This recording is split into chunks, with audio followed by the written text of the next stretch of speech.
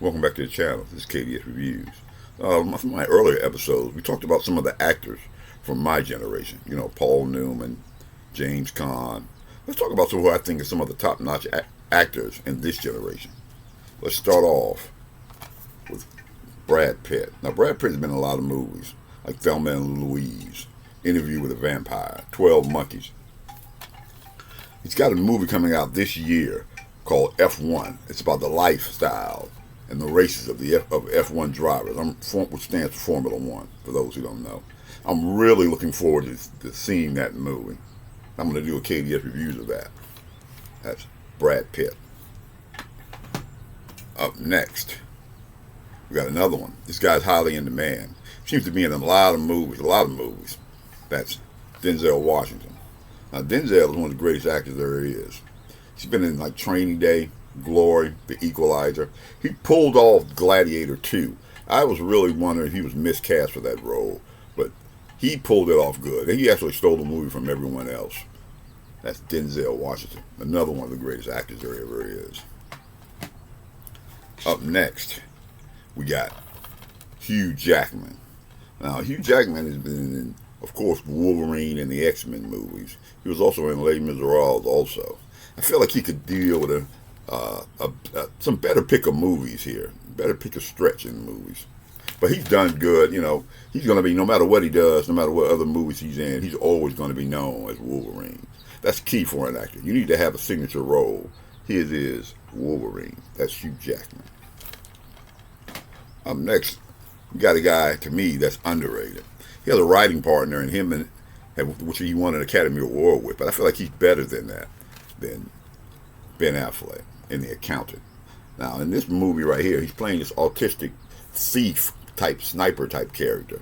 You have to see it. It's kind of difficult to explain what this movie is, but you should give it a shot. Now, Ben Affleck pulled off Batman in the Zack Snyder Batman series. He did really good to me in that movie. He's also been in The Sum of All Fears with Morgan Freeman. This guy right here to me is really underrated. He has good screen presence to me. That's Ben Affleck. Up next is Christian Bale. Christian Bale mainly is known as Batman. He pulled that movie. That's another one. I never even really heard of the guy till then. Here he is in American Psycho, which has a crazy twist ending. If you haven't seen this movie, you need to give it a good shot. Now, he's really an intense actor. He's also been in one of the Terminator movies also. He was also in Thor, Love, and Thunder. And it's another good actor to me. When you can rein him in control, that's Christian Bale. Up next, we got Michael B. Jordan here, right there. Michael B. Jordan, you know, from the Rocky series. He also did a movie with Stallone, you know, the Creed. Did good in that. Fruitfield Station. That was a really good movie right there. This guy to me is really coming out. He could be in a lot more starring roles to me. I'd like to see some more work from him. That's Michael B. Jordan. Up next, got everybody's favorite here. Well, not everybody's. Leonardo DiCaprio. Now, Leonardo has been in a lot of movies, especially with Martin Scorsese. Just about all his movies are Martin Scorsese movies. You know, he went from Titanic, you know, Inception, right here, The Aviator. Now, he can be honest with you, The Revenant, he can be chewing in some of his roles, overacting a little bit, especially to me in The Revenant. I felt like that was a made-up Oscar for other things that he did. But he's okay, but he's not as good as he thinks he is. Kind of like you, too. Up next, got one I haven't seen in a while here, but I still feel like he's one of the great actors from this generation. That's Bradley Cooper. Now, he's been in Limitless. He actually started off on, what was it? I think the TV show Angel. Yeah, right here. He's another guy. He's gone actually, I think you don't see him too much now anymore because he's gone more into directing and producing not TV shows, but movies. But I also feel like this guy right here, he's really, really good. You know, he's the voice of Rocket Raccoon. That's Bradley Cooper. Up next, we got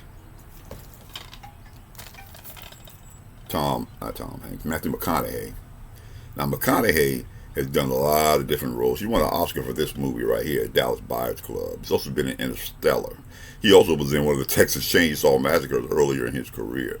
This guy is when he's on, he's on. Believe me, one of the great actors from this generation right here. He has screen presence. He can carry a movie, like DiCaprio over here. He can carry a movie on his name alone, which is rare these days. That's Matthew McConaughey. So, out of all of those actors, who do I feel like really is the best? Who do I think really is going to have a longer career? I'm going to say it's going to be Matthew McConaughey. Matthew McConaughey has, he's just his range, the way he plays different characters from science fiction movies like Interstellar. He has the acting range to me to have a long, varied career. I don't think he's going to have more, to just have one Oscar. I think he's going to probably win a couple of more. He's been in a lot of other movies like Wolf of Wall Street also.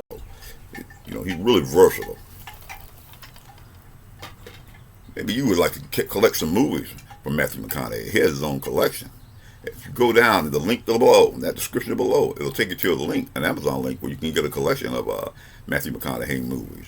And remember, as an Amazon associate, I earn from qualifying purchases.